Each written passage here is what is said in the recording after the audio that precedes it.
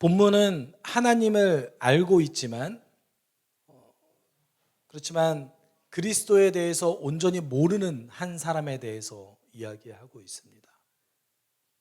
그리스도를 온전히 주님으로 고백하고 있지는 않지만 복음에 대해서 들었는지 안 들었는지 우리가 성경 내용을 보면은 확신할 수 없지만 그렇지만 꾸준히 하나님을 찾는 한 사람, 그 한 사람을 하나님께서 직접 부르시는 장면을 우리는 목격하게 됩니다. 근데 오늘 본문을 읽다 보면 조금은 의아한 것들이 저는 개인적으로 있었습니다.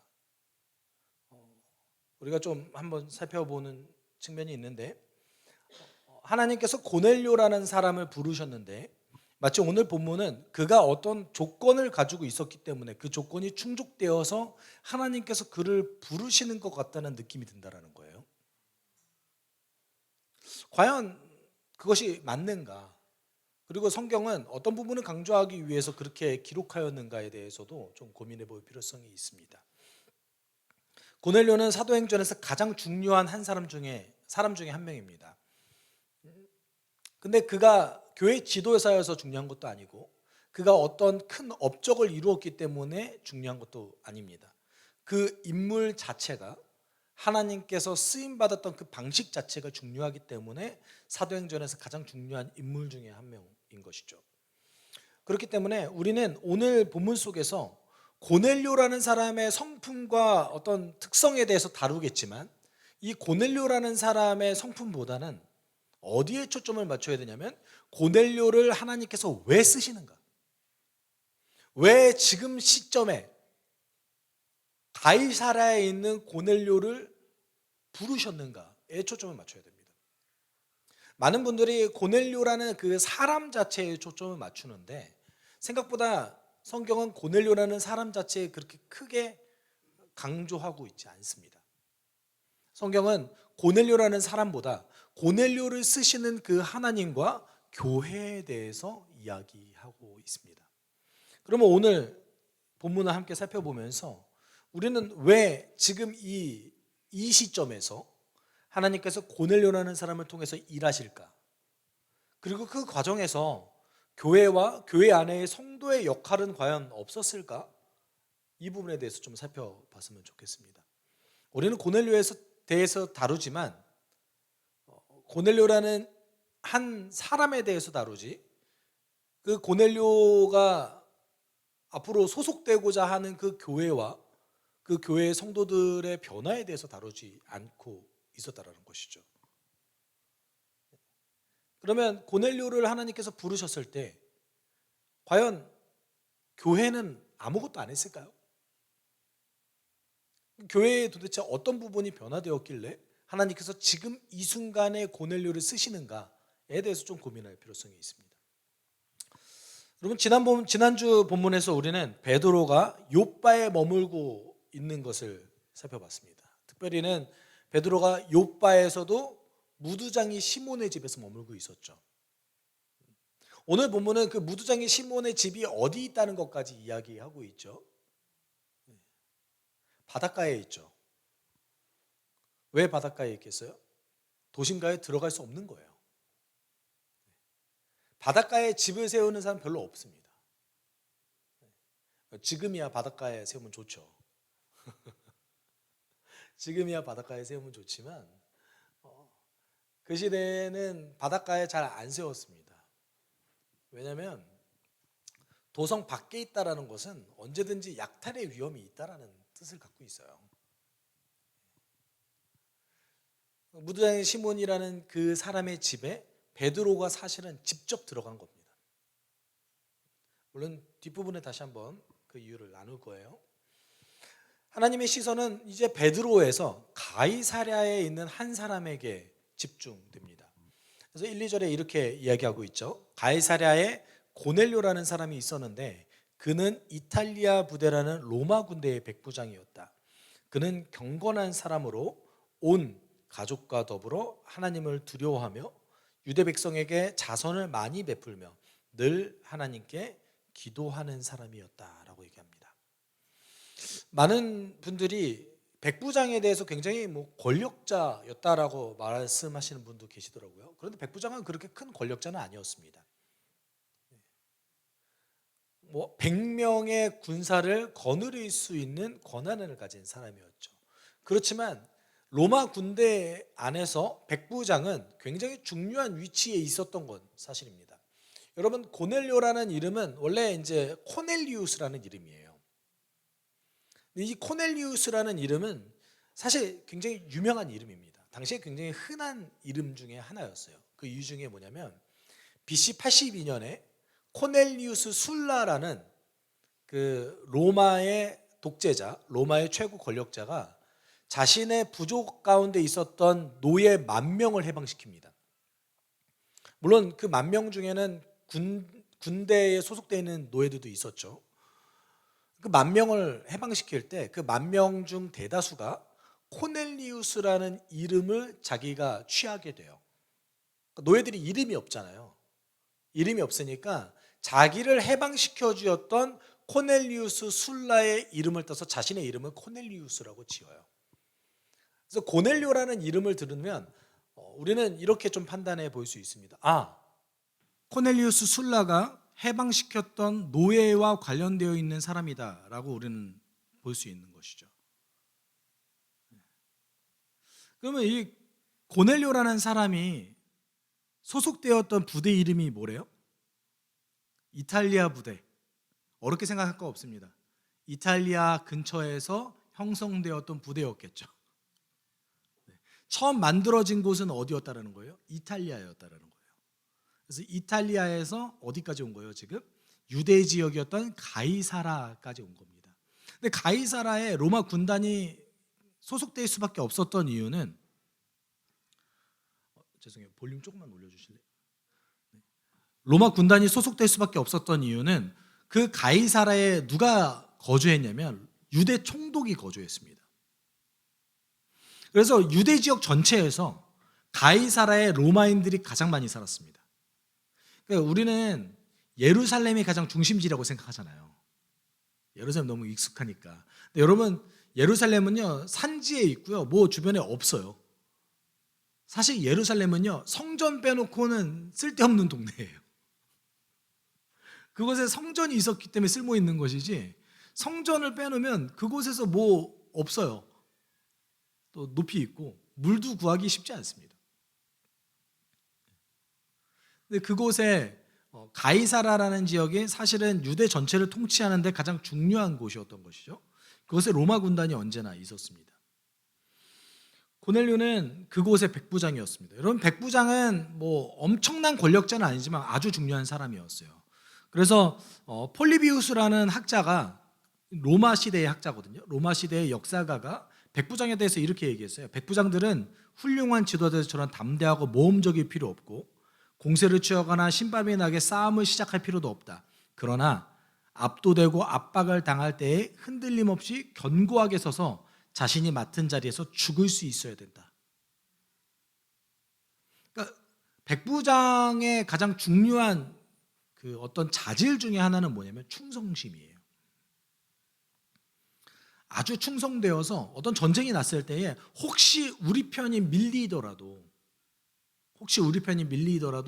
그 자리에서 죽더라도 버티고 있어야 되는 것이 백부장의 역할이었습니다. 그 시간 동안에 다른 공세를 취한 병력들의 시간을 벌어주는 역할을 하는 것이죠. 그렇기 때문에 백부장이 굉장히 충성되고 어떤 우직한 사람들로 많이 뽑혔겠죠. 고넬료도 그런 사람 중에 하나였을 겁니다. 근데 이 고넬료가 어떤 사람이었대요? 하나님을 경외하는 사람이었대요. 하나님을 두려워할 줄 아는 사람이었다고 합니다. 여러분, 그 로마 군인들 중에서 하나님에 대해서 관심을 가지고 유대교에 관심을 가졌던 사람은 사실 많지는 않습니다. 왜냐하면 유대교의 어떤 율법을 놓고 봤을 때에 여러분, 구약 성경의 율법을 놓고 보면 어떤 것 같으세요?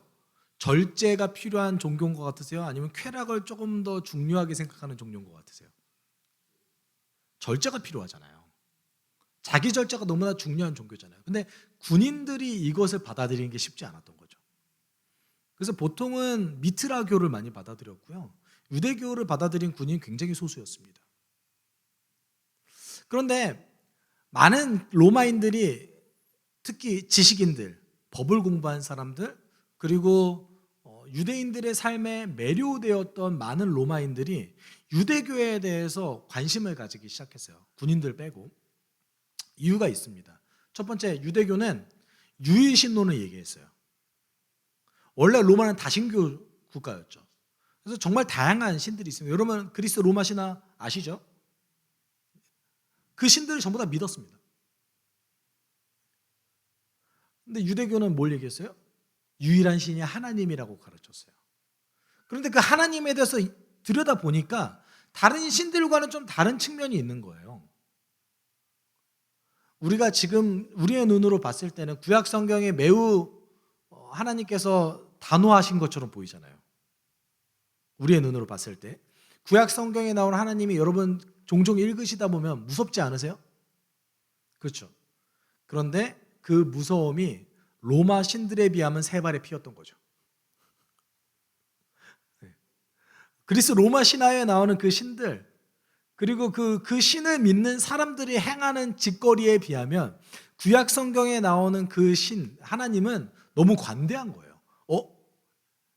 이에는 이만 하라고? 눈에는 눈만 하라고? 그러니까 그들이 봤을 때 하나님은 사랑의 하나님이었던 거예요.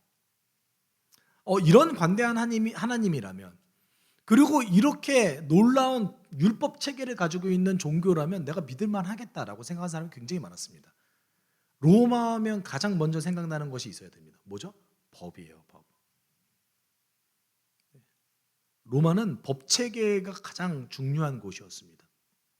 법을 지키는 것이 정의라고 생각했던 곳이었어요. 그런데 율법을 보시면 굉장히 체계적이잖아요. 그러니까 로마 지식인들이 유대교를 상당히 좋아했고 호의를 가지고 있었습니다. 그런데 유대교로 개종하지는 못했어요. 왜일까요? 할례를 받아야 돼서요. 왜 할례를 받는 것을 싫어했을까요? 로마인들이 즐겨하는 취미가 있었습니다. 대중목욕탕이 있었어요. 유대인들은 대중목욕탕 안 갑니다. 유대인들은 서로의 벗은 몸을 보여주는 걸 굉장히 수치스럽게 여겼어요. 그런데 로마인들이 즐겨했던 것 중에 하나가 뭐예요? 대중목욕탕이죠. 근데 그 대중목욕탕에서 할례를 받은 자가 굉장히 놀림감이 되었어요. 놀림감이 되고 수치를 당했던 것이죠. 그렇기 때문에 로마인들 가운데서 유대교로 개종하는 확률이 별로 없었습니다.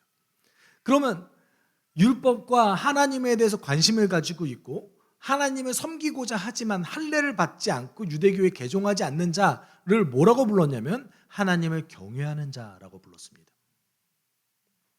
고넬료가 이런 사람이었던 거죠. 고넬료는 율법에 대해서 관심을 가지고 하나님을 두려워했습니다. 그리고 율법을 지키려고 많이 노력했습니다. 그런데 아직 개종하지는 않은 거예요. 아직 개종하지는 않은 겁니다. 신약 성경에는 하나님을 경외하는 자에 대해서 이야기합니다.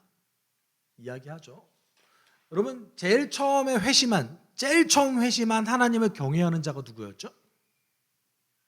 빌립이 전도한 에디오피아 넷이었습니다. 그런데 에디오피아 넷이는 교회에 영향력을 미치지는 못했어요. 왜냐하면 너무 멀잖아요, 에디오피아가. 그런데 이제 교회에 직접적인 영향력을 미치는 첫 번째 하나님을 경외하는 자가 등장했는데 그가 누구냐면 고넬료인 거예요. 근데 고넬료가 어떤 특성을 가지고 있대요? 어떤 사람이었대요? 첫 번째는 온 가족과 더불어 하나님을 섬기는 사람이었대요.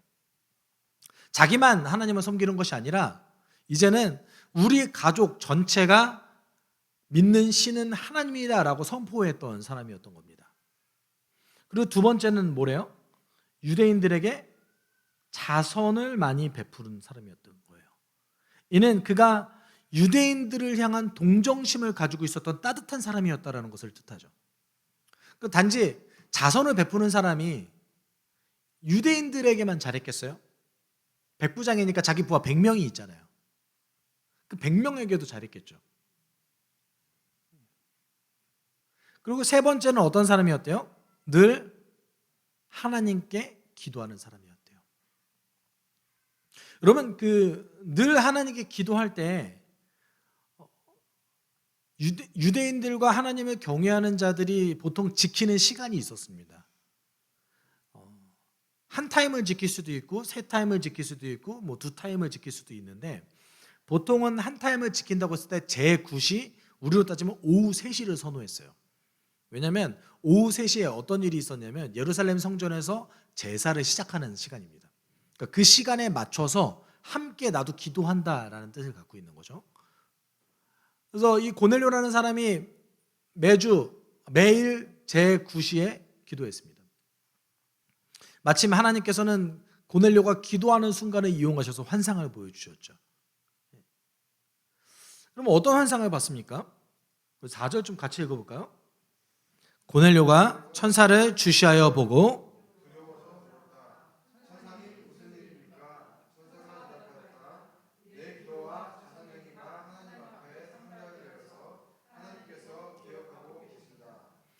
잘 보십시오. 고넬료가 환상 중에 천사를 봤습니다. 근데 천사를 보면 당연히 기뻐야죠? 아니요. 두려운 게 맞죠. 여러분, 솔직히 말하면 하나님의 능력이 우리 가운데 임했을 때에 두려운 거 아닙니까? 사실은 두려웠어요. 그래서 묻죠. 무슨 일이시죠? 제가 혹시 잘못한 것 있나요? 제가 혹시 뭔가 잘못한 게 있을까요? 걱정되는 마음으로 천사에게 물어봤죠. 그때 천사가 뭐라고 대답했습니까? 내 기도와 자선 행위가 하나님 앞에 상달되어서 하나님께서 기억하고 계신다. 여러분, 여기서 나오는 용어들이 레위기 희생제물에 대해서 이야기할 때, 희생제사에 대해서 이야기할 때 쓰이는 용어들입니다.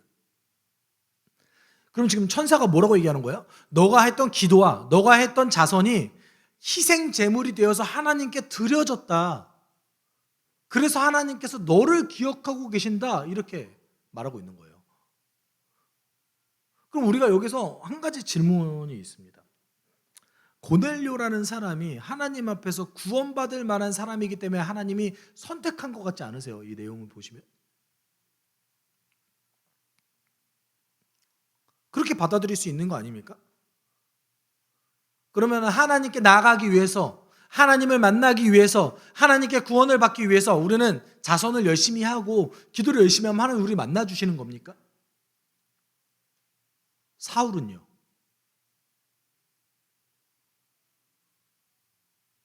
사울은 그리스도인을 죽이러 가다가 하나님 만났어요. 예수를 만났어요. 너무 차별하시는 거 아닙니까?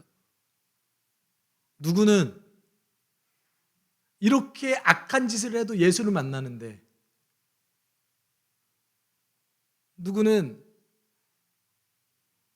이렇게 해야지만 예수를 만나는 겁니까? 지금 이 본문이 여러분 잘 파악하셔야 됩니다. 이 4절이 얘기하는 것이 고넬료가 어떤 한 조건을 가지고 있기 때문에 하나님께서 구원하신다라는 뜻이 아니에요. 그런 뜻이 아닙니다. 물론 천사가 했던 이 내용은, 천사가 했던 이 말은 고넬료 자기에게는 굉장한 위로가 되었을 겁니다. 여러분 상상해 보십시오. 고넬료가 그러니까 하나님을 두려워했지만, 하나님을 믿었지만, 그리고 율법도 지켰어요. 그렇지만 아직 유대교로 전향하지 않았죠. 그 안에 어떤 마음이 있었겠어요? 불안함이 있죠. 언제나 불안함이 있죠. 내가 할례를 받았어야 하는 거 아닌가? 그 또한 유대인도 아니잖아요.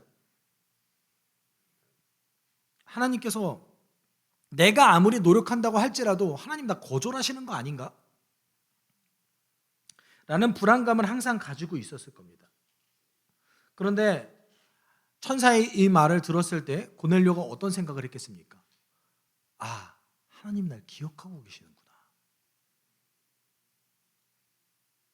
여러분 생각해 보세요. 고넬료가 기도했어요. 근데 그 기도할 때 어떤 큰 느낌이 있었겠어요?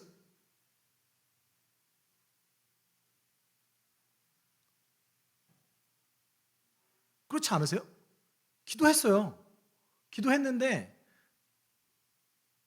그 가운데에 항상 충만함이 있었겠어요? 그렇지 않았을 가능성이 훨씬 높습니다. 고넬료가 하나님에 대해서 두려워했어요. 하나님 믿고자 했어요. 그런데 항상 불안함을 안고 살아갔을 겁니다. 근데 그 고넬료에게 이 천사의 말은 너무나 큰 위로가 되었던 거죠. 개인적으로 봤을 때는. 그리고 두 번째는 이 말이 너가 구원받을 만한 조건을 갖추고 있다라는 말이 아닙니다. 그런 말이 아니라 이제 하나님께서 너를 쓰시겠다. 너를 특별히 선택해서 하나님의 일을 하기 위해서 쓰시겠다라는 표시일 뿐인 거지 그가 구원받을 만한 조건을 가지고 있다는 뜻이 아니에요. 여러분 고넬료라는 인물은 교회의 변화를 위해서 하나님께서 특별하게 사용한 사람입니다. 아주 특별한 경우예요. 오늘 본문 가운데서 고넬료의 구원에 대해서 다루고 있지 않습니다. 만약에 지금 이 순간에 너를 내가 구원하겠다라고 하셨다면 복음을 전하셨겠죠. 하나님께서. 그 천사가 복음을 전했을 거예요. 그런데 복음을 전했습니까? 아니죠. 누구를 초청하라고 했어요? 교회 지도자를 초청하라고 했죠. 왜요? 복음을 들어야 되니까요. 그러니까 이거는 구원에 관련된 말이 아니라 하나님께서 너를 기억하고 있다. 이제 너를 사용하시겠다라는 특별한 사인이었을 뿐인 겁니다. 이유는 뭐예요? 교회 전체를 위한 하나님의 특별한 일하심이었던 거예요. 그럼 우리는 고넬료가 조건을 가지고 있었기 때문에 어떤 한 특정한 조건을 만족시켰기 때문에 이 사람을 하나님께서 쓰셨다라고 판단하는 것이 아니라 하나님의 특별한 기준으로 하나님의 특별한 시선으로 특별한 시기에 이 사람을 이용하셨다라고 판단해야 되는 겁니다. 하나님께서 쓰시는 모든 사람들은 이런 어떤 하나님만의 판단이 있으신 거죠.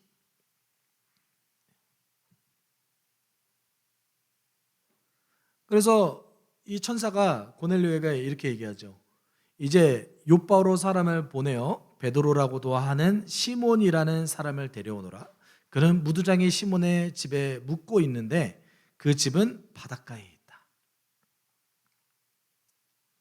이렇게 말을 듣습니다. 아마 고넬료가 이 말을 듣고 나서 조금 의아해했을 거예요. 내가 초청해야 되는 사람이 왜 무두장이 집에 있지? 하나님께서 나보고 데리고 오라는 사람이 왜 무두장이의 집에 있지? 라고 생각했을 수 있습니다. 무두장의 집이 정말 그만큼 천대받는 직업이었거든요. 무두장이라는 직업이. 근데 고넬료의 그 다음 행동으로 보면 고넬료가 어떤 사람이었는지 좀 더 알 수 있는데 우리 7, 8절 같이 좀 읽어볼까요?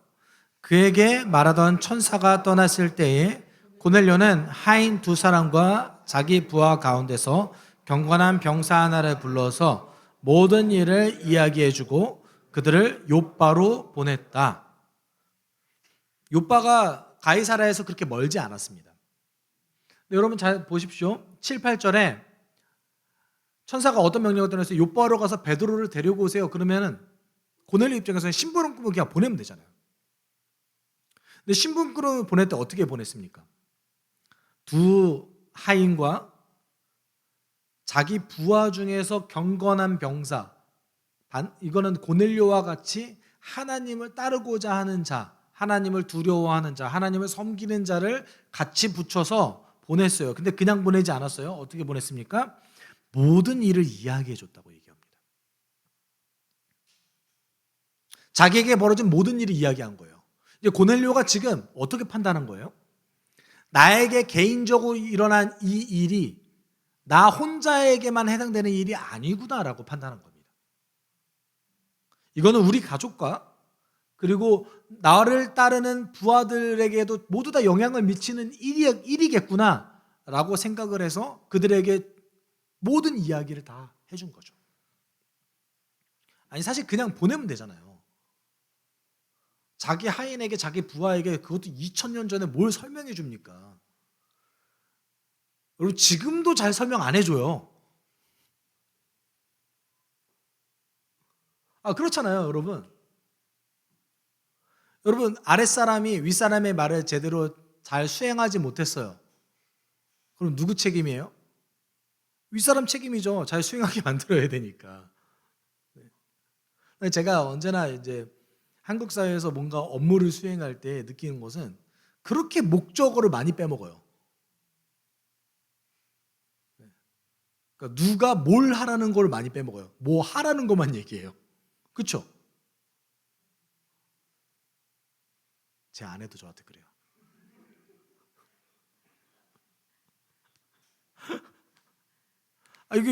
아니 뭐 이렇게 지시가 내려오면, 우리 아내님의 지시가 내려오면 동사만 있어요. 그래서 누구한테 뭘 하라는 거야? 여러분, 우리가 이거 익숙하지 않아요? 그렇죠? 우리도 지금 현재 이러는데, 고넬료가 자기 부하에게, 자기 하인에게, 종이잖아요, 하인에게 시시콜콜 자기에게 일어났던 모든 일을 다 얘기한 거예요. 이 말이 어떤 말입니까? 너가 데리고 올 그 베드로는 우리의 삶 가운데서 정말 너무나 중요한 사람이다. 지금 우리에게 벌어지는 이 일은 우리의 삶 가운데서 그동안에 있었던 모든 일보다 더 중요한 일이다 라는 호소 아니었겠습니까? 우리가 아까 했던 그 질문에 이제는 답을 해야 됩니다. 그렇다면 하나님께서는 왜 지금 이 시점에 고넬료를 선택하셔서 놀라운 일을 행하시는 걸까요? 이전에는 안 하시고. 그 이전까지는 예루살렘에는 로마인이 없었겠습니까? 예루살렘에는 하나님을 경외하는 사람이 없었겠습니까? 있었을 거예요. 그 이전까지는 하나님께서 하나님을 경외하는 자들을 부르시지 않으셨는데 왜 지금 타이밍에 욥바와 가까운 가이사라에 이런 일이 벌어지겠습니까? 그것도 고넬료를 불러서요. 이유가 무엇이었겠어요? 준비가 된 거예요. 준비가. 이제 하나님의 다음 단계를 수행할 만한 준비가 된 거예요. 어디가? 교회가요. 다른 말로 하면 교회의 구성원들이, 특별히는 교회의 지도자였던 베드로의 생각이, 그리고 그의 마음이 바뀐 거예요. 그의 마음과 생각을 고쳐먹은 거예요. 베드로 생각보다 그렇게 엄청 포용적인 사람 아니었습니다. 여러분, 사복음서를 보십시오. 베드로가 그렇게 제자들과 싸워요. 왜 싸웠겠어요? 내가 최고야. 야, 내가 수제자야. 요것 때문에 싸웠어요. 누가 더 높은지, 누가 더 좋은 제자인지, 누가 더 예수와 가까운지, 요것 때문에 싸웠어요. 그들이 그렇게 싸우는 걸 보니까 예수님께서 하도 보다 못해서 뭐라고 계십니까? 야, 높고자 하는 자는 원래 낮은 자야. 누구든지 너희들 중에서 높아지려고 하면 낮아져야 돼. 제자들에게 싸우니까 하신 말씀이시잖아요.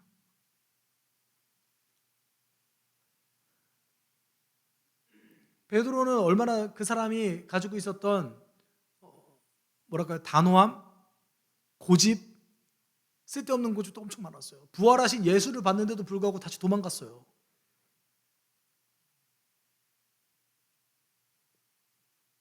이 베드로가 변했어요. 어떻게요? 한 공동체를 방문했을 때 그 공동체에서 가장 차별받는 자, 가장 고통받을 수밖에 없는 자, 그들 중에서 가장 소외받는 자의 집에 머물렀던 거예요. 무두장의 집이면 여러분, 동물의 시체를 가져와가지고 그 동물의 시체를 가죽을 벗기는 자 아닙니까? 적어도 얼마나 냄새가 나겠어요. 방부 처리도 해야 되잖아요. 유대인 입장에서 날마다 시체를 만지는 그 자를 만지면 어떻게 되겠어요? 자기도 부정해지는데. 욥바에 있는 유대 공동체가 과연 무두장이 시몬에게 관대했을까요? 뭐 관대했을 거라고 생각하지만, 그렇지만 그 선입견이 과연 처음부터 사라졌겠어요?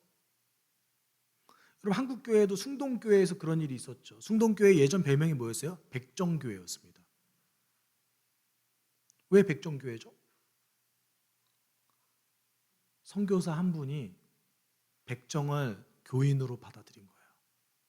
근데 그 백정을 교인으로 받아들였기 때문에 그 안에 있는 양반이 전부 다 떠나갔어요. 그 옆에다가 근처에다 교회를 다시 세웠어요. 근데 그 사람보다 누가 더 중요하다고 여겼어요? 그 선교사님이 이 백정이 더 중요하다. 그래서 이 백정 한 분이 주변에 있는 백정들 30분을 데리고 와서 교회를 다시 이뤘어요. 그래서 별명이 백정교회였어요. 나중에 떠나갔던 양반들이 회개해서 숭도교회로 다시 모입니다. 교회 안에 요바에 있는 교회라고 해도 그런 일이 없었겠습니까? 그런데 베드로가 어떻게 행동한 거예요? 가서 자기가 고쳐준 다비다라는 여인의 집에도 머물지 않습니다.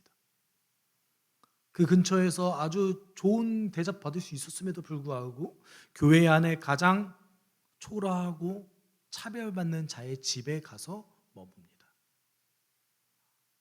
교회 안에 어떤 일이 벌어진 거예요? 이제 준비가 된 거예요. 누구를 받아들일 준비가 된 거예요? 유대인이 아닌 다른 민족을 교회의 가족으로서 받아들일 준비가 된 겁니다. 여러분, 하나님께서는 생각과 마음을 고쳐먹은 자를 이 깨진 세상, 병든 세상을 치유하는 일에 사용하십니다. 근데 우리는 여기서 한 가지 질문을 던져야 돼요. 우리의 생각과 마음을 고치기 쉽지 않잖아요. 베드로는 어떻게 고쳤겠습니까? 제가 앞서도 말씀드렸듯이 베드로가 이렇게 막 엄청 그런 사람이 아니에요. 자기 생각을 이렇게 유연하게 고칠 수 있는 사람이 아니란 말이에요. 어떻게 고쳤겠어요? 여러분, 성도의 작은 순종을 이용하시는 성령의 능력을 직접 목격했기 때문에 마음이 고쳐진 거예요. 내가 고쳐야지, 나의 노력과 나의 시도로 내 마음과 생각을 고쳐야지. 여러분, 이렇게 할 수 있는 사람이 있을까요? 없을까요? 물론 있죠. 아주 없지는 않습니다. 그렇지만 극소수죠. 성경에는 자신의 마음과 생각을 고쳐서 하나님께 쓰임받은 사람들이 계속해서 등장해요. 그러면 그런 사람들은 아까 제가 말씀드린 스스로 고칠 수 있는 사람들만 기록해놨을까요? 나중에 한번 질문해 보죠. 하나님의 나라 갔을 때. 저는 그렇지 않았을 거라고 믿습니다. 성경에 등장한 인물들이 다 그런 종류의 사람들이 아니었어요. 그럼에도 불구하고 그들이 어떻게 자신의 마음과 생각을 고칠 수 있었겠어요? 어떻게 그렇게 해서 병든 세상을 치유하는 하나님의 도구가 될 수 있었겠어요? 작은 순종을 이용하시는 성령의 능력을 목격한 거예요. 베드로가 처음에 뭘 목격했습니까? 빌립이 어떻게 사역하는지를 목격했어요. 빌립이 사역하는 곳에서 자신이 상상한 것 이상의 능력이 나타나는 것을 발견했습니다. 사마리아인들이 성령의 세례를 받는구나. 사마리아인들도 주님께로 돌아오는구나. 베드로가 빌립을 보고 나서 어떤 마음을 먹습니까? 예루살렘을 벗어나길 마음 먹습니다. 자기가 예루살렘을 벗어나서 하나하나 성도들을 돌보다 보니까 그 안에서 일어났던 하나님의 놀라운 능력들이 보이는 거예요. 하나님께서, 성령께서 우리의 이 작은 순종을 놀랍도록 이용하셔서 우리를 변화시키시는구나. 내가 마음 먹어서 고치는 것이 아니라 내 안에 있는 작은 순종을 이용하시는 성령님과 우리 지체 안에 있었던 하나님의 놀라운 능력을 함께 목격하고 발견하고 체험하는 것이죠.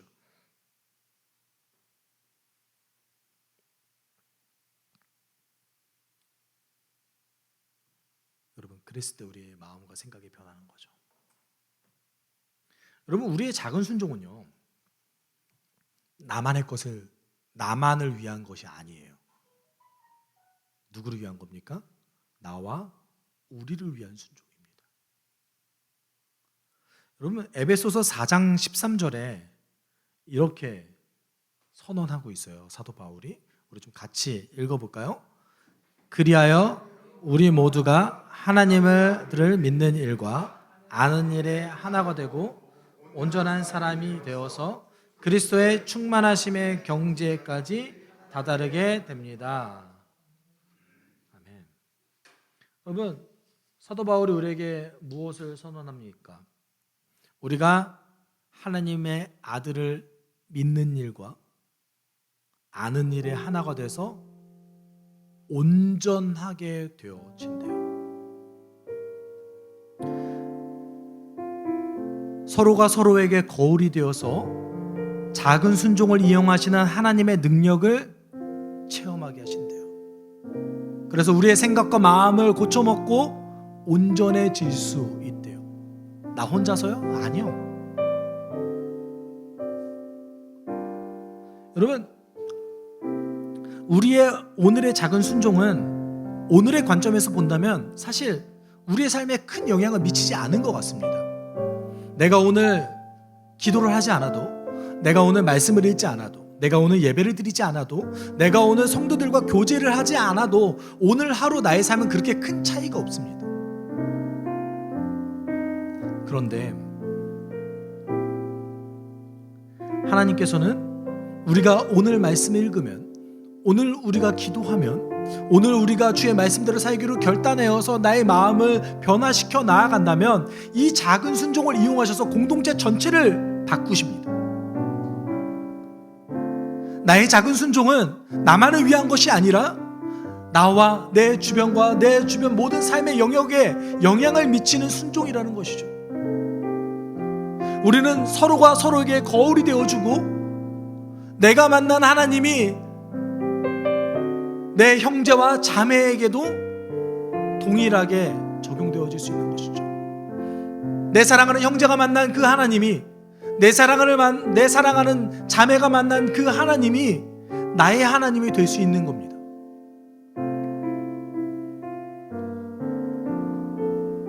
오늘 이 고넬료라는 사람을 하나님께서 이용하셨던 이유는 교회가 이제 그것이 가능해졌다, 이제 서로가 서로에게 영향을 미쳐서 이제 누구도 용납할 수 있는 공동체가 되어졌다라는 것을 보여줍니다.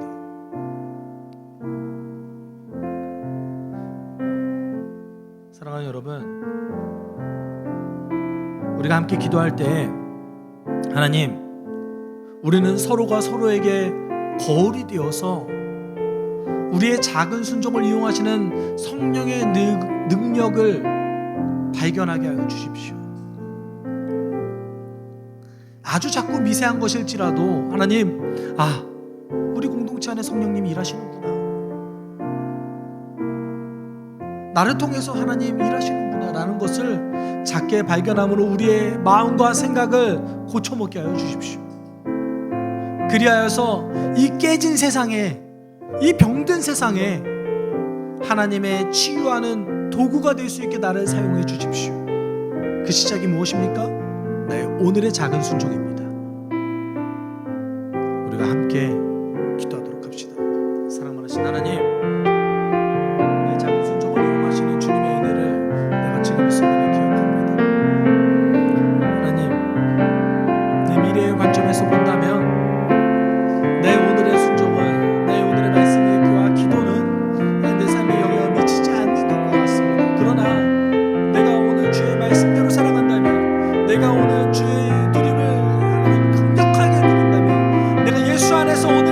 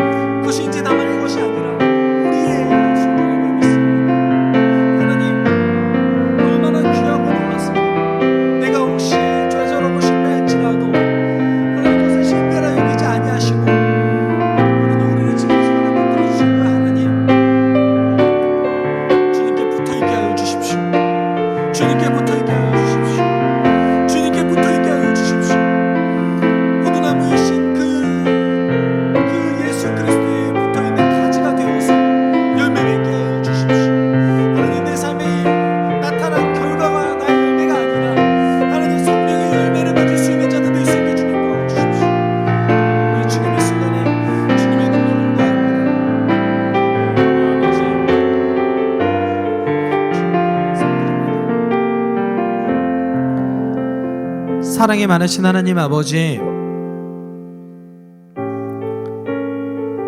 우리의 작은 순종을 이용하셔서 당신의 놀라운 일에 사용하시는 아버지의 능력을 우리는 믿습니다. 주님, 내가 오늘 말씀을 읽고 기도하고 주의 말씀 안에서 살아가는 것은 나 자신만을 위한 것이 아니라 우리 모두를 위한 순종임을 우리는 기억합니다. 서로가 서로에게 거울이 되어서 서로에게 자신이 경험한 하나님에 대해서 나누며 서로가 경험한 하나님이 우리의 하나님 될 수 있게 주님 도와주십시오. 한 주간 당신의 능력을 의지하며 살길 소망합니다. 내가 피곤하고 지칠 때에, 혹시 내 삶에 실패가 가득하다고 느낄 때에 우리의 마음을 움직여서 작은 순종으로 주님께 기도하게 하여 주십시오. 우리가 좌절할 때에 주의 말씀을 펴서 그 말씀으로 회복하게 하여 주십시오. 성령의 인도함 따라 한 주를 살아가길 소망합니다. 우리의 삶을 지켜주십시오. 거룩하신 예수 그리스도의 이름으로 기도드립니다. 아멘. 주 예수 그리스도의 은혜와 하나님의 사랑과 성령의 교통하심이 한 주간의 성령의 인도함을 받아 순종하며 살아가길 소망하는 숲속교회 성도들 위에 그들의 삶 가운데 함께 있을지어다. 아멘.